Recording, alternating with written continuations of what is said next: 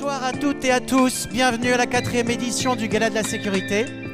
Nous sommes ravis de pouvoir vous accueillir en cette 4e édition et de voir tant de directeurs de la sécurité provenant de toute la France.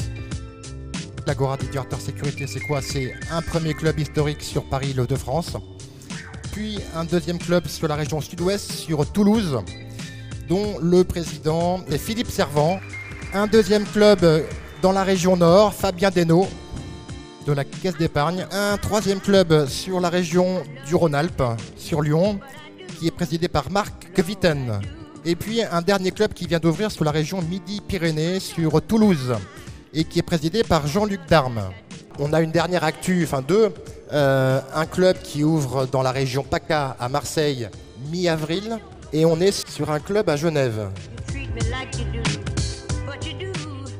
Alors, Jacques Attali, la technologie va très vite. Comment est-ce qu'on peut essayer d'anticiper ce numérique qui va si vite et parfois plus vite que ceux qui sont chargés de prendre des décisions? Nous sommes dans un monde d'une extrême barbarie, qui le sera de plus en plus, et où les armes et les moyens de défense les plus sophistiqués, les boucliers les plus complexes, les moyens numériques les plus inventifs seront toujours menacés par les gens qui auront le désir de risquer leur vie ou qui considéreront que donner leur vie constitue leur moyen. La problématique de l'entreprise, c'est de protéger donc ses personnels, mais aussi de protéger son patrimoine. Alors là, je voudrais tout simplement juste ajouter, un fabricant de voitures est tenu à un niveau de sécurité. Sa voiture doit être fiable. Un fabricant de logiciels, il se dégage de toutes ses responsabilités. Pourquoi nous n'avons pas le même niveau d'exigence pour un fabricant de logiciels au regard d'un fabricant type General Motors? Vous voudriez qu'il soit infaillible, ou qu'il soit en tout cas garant de cette infaillibilité. Quand on vend un produit, il doit être garanti. Et dans ces produits, il y a des clauses de non-responsabilité.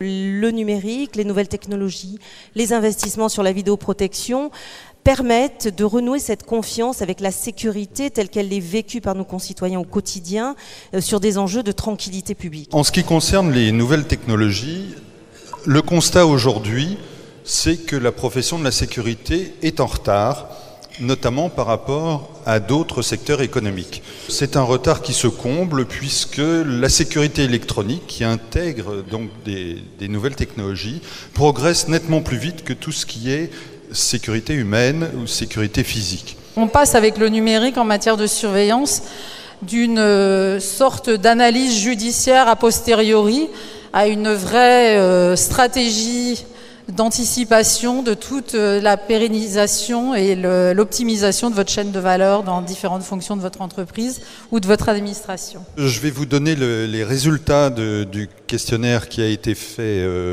en première partie de soirée. Et ce qu'on peut dire, c'est qu'il y a une adhésion vraiment massive de votre part aux nouvelles technologies, mais que vous êtes aussi conscient des risques. Le prix Jeune Talent revient donc cette année au Master Gestion globale des risques et des crises de l'Université Paris 1 Panthéon-Sorbonne, co-dirigé par Marie-Hélène Delander et Paul Durand, qui sera excusé ce soir. L'Agora des directeurs de la sécurité a souhaité rendre hommage et remettre un prix coup de cœur à Éric Epp, commissaire divisionnaire, chef adjoint du RAID, Christophe Molmy, commissaire divisionnaire et chef de la BRI, et in absentia au colonel Hubert Bonneau, commandant du GIGN.